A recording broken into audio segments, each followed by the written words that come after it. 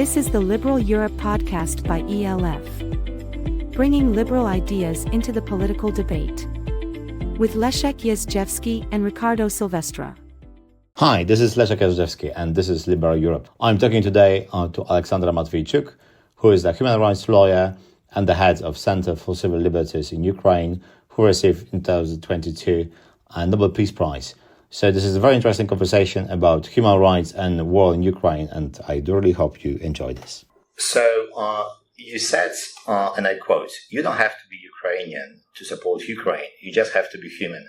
And I wanted to ask you, what is the role of human rights lawyer in your organization, in the war which is not just against the country, but also against the human rights as such? I am applying the law to defend people and human dignity for many years. But now I'm in a situation when the law doesn't work. When Russian troops deliberately hit residential buildings, schools, museums, churches and hospitals. When they attack in evacuation corridors. When they torturing people in filtration camps. When they forcibly take in Ukrainian children in order to bring them up as Russians. When they abducting, robbing, raping and killing civilians in the occupied territories. And we all observe how the entire UN system of peace and security can't stop this. While this war turns people into the numbers, what we are literally doing, we are returning people their names. Because people are not numbers, and life of each person matters. And why the freedom is so essential and have no national borders. I want to remind that freedom is not something just written in conventions and declarations. It's not just some pathetic words of UN top officials. Without space of freedom, there is even no love. I read the article of film producer Mansky, who made this famous film about North Korea. He told he has never seen in North Korea chemistry. And I told myself, yes, for sure. If human life doesn't matter, you don't need chemistry for people. Because when you have no choice to express yourself, when you have to fulfill someone's orders, you will provide your mother for torture and death, and your leaders will tell you to do this. So without freedom, there is no law, because we need freedom.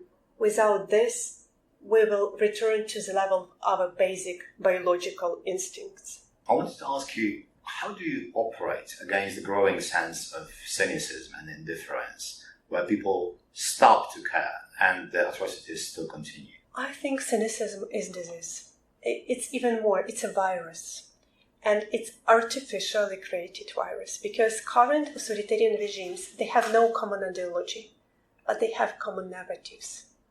They try to convince us that authoritarianism is strong and secure, means strong and security, but democracy means something, an efficiency and a slowness. They try to combat with humanistic ideas like human rights, independent courts, or freedom of press. They try to convince us that facts have no meaning and truth doesn't matter. So there is no necessity to defend facts and truth. And they poison people with cynicism and apathy. And they are doing this deliberately because they need passive people who voluntarily reject their responsibility. It's much more easy to govern such kind of people. Yeah, I was also thinking about what's happening here, in Poland, which was so enthusiastic at the beginning. And I think I was in London just after the invasion. I saw Ukrainian flags everywhere. And I think, a lot of people being, shattered by what happened at the same time were really celebrated in many ways. And it seems that the West, at least, sort of get used to the war. I think this is how people have to sort of operate. They can't think about it all the time. I also see this tendency to normalize evil, and unfortunately it's very natural, because after the first period of shock, people start to return to their current affairs. We saw it when we speak about war in Sudan. Do people remember that this war is still going on? That this war is going on for 23 years. Just several months ago, I met with my colleagues from Sudan human rights organizations. They told me horrible things. They told that survivors of sexual violence started to commit suicide, young women, young girls, because when they've been raped first time and allocated to another place, these armed groups came to this another place and raped them repeatedly. So they start to lose hope that this horror will never end. But people in Poland, people in Ukraine, people in Switzerland, in France, in Brazil, they don't think every day about this war in Sudan. So unfortunately, it's a human nature. But what makes Russian war of aggression very different? Because Putin started large-scale war against Ukraine, not because he wanted to occupy just more part of Ukrainian land. Putin started large-scale war against Ukraine because he wanted to occupy and destroy the whole Ukraine and move further. He sees Ukraine as a bridge to Poland, as a bridge to Europe. His logic is historical. He dreams about forcible restoration of Russian Empire. So, sorry, you can't normalize evil. You can't forget about this war because you have to be aware you are safe only because Ukrainians are still fighting. So perhaps this is how you move from just values-oriented support to the interest-oriented support. It might be more sustainable in many ways. What do you think should happen now, especially since US might be withdrawing from continuous support of Ukraine? Do you think the Europeans alone can do it? Do you think that any sort of peace deal is possible in the near future? What's your view on the situation? Russia doesn't want peace. Putin don't want to be seen in world history as a person who started large-scale war, killed hundreds of thousands of Russian soldiers in this war, just to occupy Avdiivka. It's a wishful thinking. He doesn't care about human losses. In Russia, in Ukraine, he cares about his legacy. He doesn't want peace. He wants to achieve his historical goal. And we have to take it seriously. It means that Europe has no choice. If Europe will not be able to defend themselves, even without United States support, we will observe the world where the decades of freedom and sustainable economic growth, which Europe had after the fall of Berlin Wall, finished, and the new decades of survival will start it. Yeah. The question is that you still have a time to be prepared for this battle between authoritarianism and democracy, and this time is paid by our Ukrainian blood. I absolutely agree that it is very much in the interest of Europeans and especially Eastern Europeans to support the sustained efforts of Ukrainians to fight the Russians. Those who are paying the highest price are the Ukrainians. Do you think that there is a certain point in which people would decide there is enough, we need to stop, even if we don't achieve everything we wanted? Russians have no choice to decide. Putin is safe. He doesn't care about Russian citizens, so he will not stop. If you ask about Ukrainians, we have no alternative either. Look, what's going on in occupied territories. Russian troops expose terror against civilians in order to save control, because it's one thing to occupy the territories, but it's another thing to colonize the territories. So in order to colonize the territories, they expose terror against civilians. They physically exterminate active local people, mayors, journalists, children writers, musicians, teachers, environmentalists, priests, and active people of community. They destroyed local community as such. They banned Ukrainian language and culture. They robbed and liquidated Ukrainian cultural heritage. They took Ukrainian children, separated with their families, and bring them to Russia. And these dozens of thousands of Ukrainian children supposed to be adopted in Russian families who will bring them up as Russians. So, sorry, but we have no alternative. Because if we stop resisting to this evil, it means we will cease to exist. I wanted to ask you about the fate of the children captured by Putin and the Russians. Do you think there is ever a chance to get them back, and what would happen to them after being, brainwashed and used by Russians? I think we have to do everything which we can. You are totally right. Our biggest enemy is time, because children is very vulnerable to erosion of their identity. Children is very vulnerable to militarization, and Russians, they deliberately teach Ukrainian children how to use weapons, how to march, to wear military uniform, and they created the image of war as something attractive because they need these children to become a new Putin soldiers in the new wars. And once again, it's very naive to think that Russia is preparing a new generation of Putin soldiers from these Ukrainian children just for war with Ukraine. Childhood has an expiration date. Russia continues occupation, deportation, militarization, erosion of their identity. Children lose their childhood, we lose these children. So once again, I can't predict future, but I'm totally confident we have to do everything which we can to save them. I wanted to ask you two questions that our new Ukrainian workers, students, Anna Ivanusa, prepared. I asked her, what should I ask you? Because I wanted also to get Ukrainian perspective in this conversation. And she asked me to ask you about how Ukraine can defend against the propaganda without becoming a repressive country against its own Russian-speaking citizens. How we can protect, as Ukrainians, from her perspective, freedom and speech and diversity of opinion at the same time while defending against Russia. It's very difficult to answer in a very brief way because I think there is no simple answer to this complex question. We are stuck between two logics. It's logic of the war and logic of democratization, because logic of the war dictates centralization. Logic of democratization dictates decentralization. Logic of the war dictates the limitation of human rights and freedom due to security requirements. For example, military censorship is legally introduced during the war. A logic of democratization dictates opposite, that you have to expand the space for rights and freedoms. So it's two different logics, and we try to balance.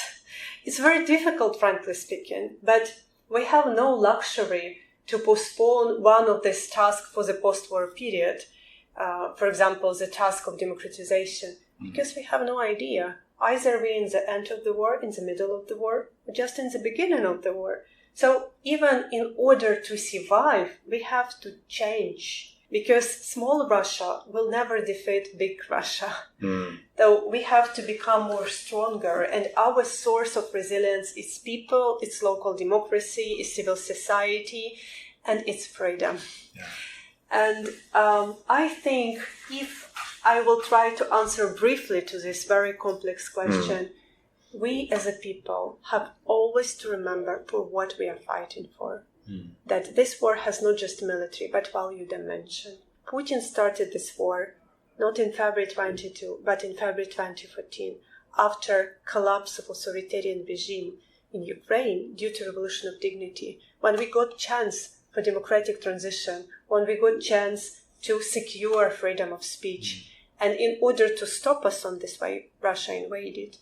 Putin occupied Crimea, part of the eastern regions of Ukraine, and 3 years ago he extended this war to the large-scale invasion, because Putin doesn't afraid of NATO, he is afraid of the idea of freedom. So we have to remember, we are fighting for freedom. We are fighting for our democratic choice. There is no sense to win war with Russia and to transfer to Russia itself.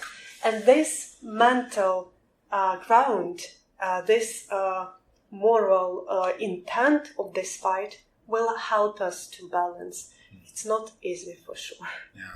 Even some Ukrainians accuse these governments of chasing its political opponents. Do you think it's democratic enough? It's supporting democracy enough? Let's be honest, we're a nation in transit. 11 years ago, we work and live under authoritarian ruler. You in Poland and people in other European countries, you had a luxury to spend decades, in some countries like United States, centuries, to build sustainable democratic institutions. We have just 11 years, sorry. Let's look what's going on. We have just 11 years to make democratic transition, and we are doing this not during the peaceful time. We are doing this during the time of war, in the last 3 years, during the large-scale war. So, for sure, we have a lot to be done. We are not perfect. We are, unfortunately, even far from perfect. We have a lot to be done, for example, in my field, which I have a competence, rule of law field, to build the courts, which are independent and can provide justice, to reform police completely, to have a police who serve people but not beat students who peacefully demonstrated. So a lot of things has to be done. But what is important, that we are on the right track. Yeah. It's very important to be on the right track. People in Russia, they choose another track. And this track is not right. And the track is also formatting you. It means and have also value as your goal as well. So I wanted to ask you, what is the secret of this quick transition from Yanukovych times, Euromaidan, and the time where the states could not resist the Russian invasion of Crimea, and 8 years later, everyone in the world was taken by surprise how resilient Ukraine became. What was the secret? The secret is that the world looks through Ukraine and our region through the Russian prisma. This is a secret, that the world don't know Ukrainians.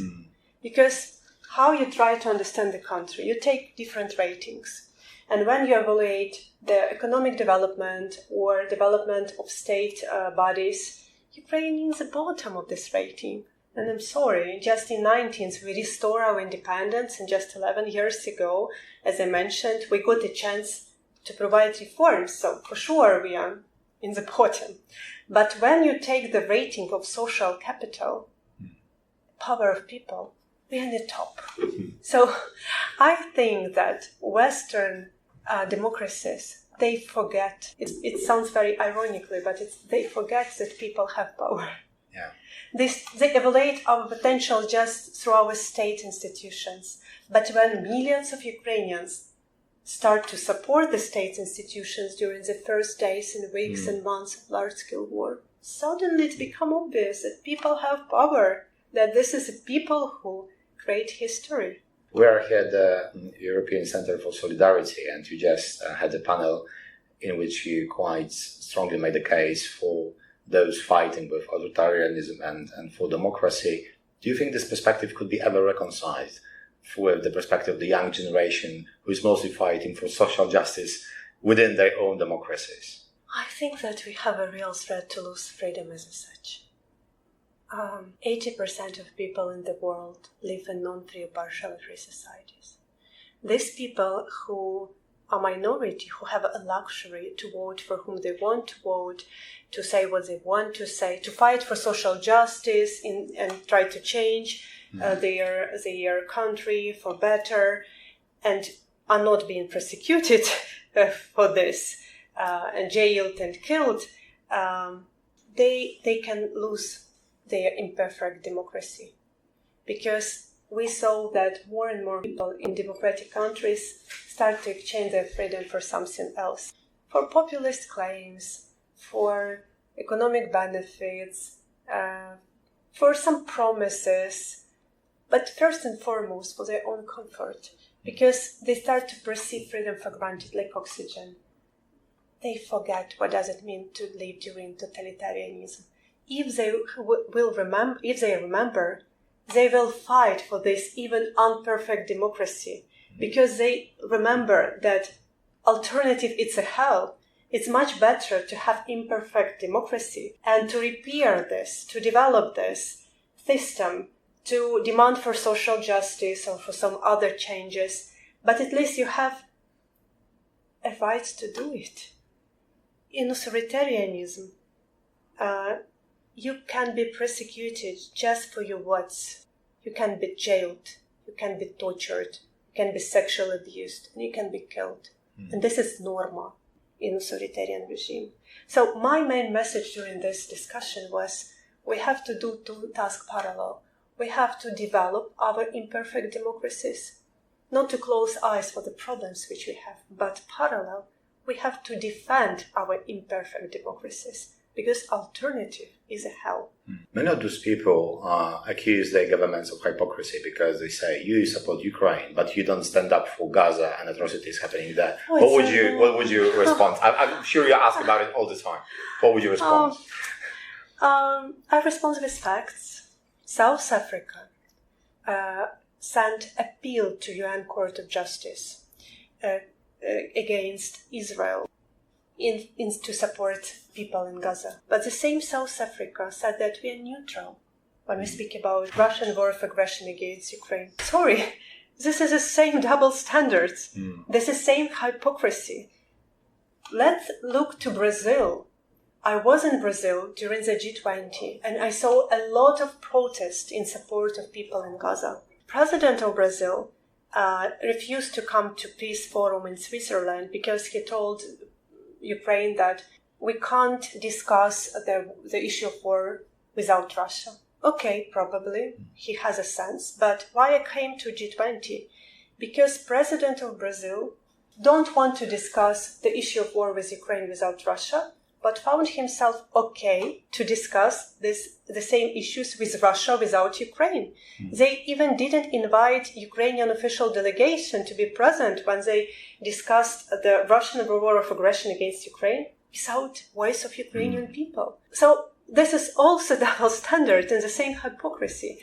I think that we mentioned the problem in a not right way. The hypocrisy in political fields always exists around the world. It's always exists the tendency to use some legitimate goals like social justice or human rights or some other as a political tools. I think the problem is deeper. Let me explain. When I spoke with my friends and colleagues, human rights defenders from countries of Africa, they told, we support Ukraine personally, but we think it's unfair that so much attention on Ukraine while we have war. I just mentioned the war in Sudan, and we have no such attention. And I told them, I feel your pain, because for previous 8 years before large-scale war started, nobody was interested in what's going on in Ukraine. Sorry, let's be honest. I head of organization who was first human rights organization to send mobile groups to Crimea and to eastern regions. And we started to work with this horrible practice of illegal detention, sexual violence, torture civilians in occupied territories. I personally interviewed hundreds of people. They told me how they were beaten, raped, smashed into wooden boxes, their fingers were cut, their nails were torn away, their nails were drilled. They were electrically shocked through the genitalia. We sent numerous reports to UN, to Council of Europe, to OSCE, to EU. We communicated these reports with foreign governments. Nobody was interested. Nobody. And it's the same situation.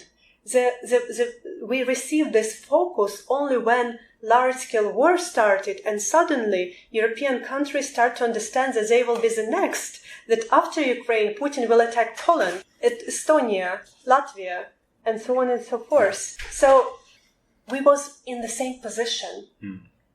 And even my colleagues from countries of Africa, they start to notice that the war is going on only after 2022, despite that this war is going on for 11 years. But what I tell them, the situation even worse, because before we had an illusion that all our problems is because of lack of attention. And while we got this attention, the situation will improve. But look what's going on. In the first years of large-scale war, all eyes was on Ukraine. But Russia doesn't stop. It means that situation even worse and deep. And we have not to compete for attention with each other, but to unite. And to do something very essential, we have to start cardinal reform. of international system of peace and security, because it's not working. It's not provide either security, no human rights guarantee for people. And we have to reform it in a way that people who live in, regardless of the country, have this security and have these human rights guarantees. Oleksandra Matviichuk, thank you so much for being with us at Liberté Europe today. Thank you very much. Thank you. So this is all from me for today. I do hope you enjoyed the conversation. Please tune in for Riccardo Silvestre next week. Until 2 weeks, goodbye. You were listening to the Liberal Europe podcast by the European Liberal Forum. This podcast was co-financed by the European Parliament.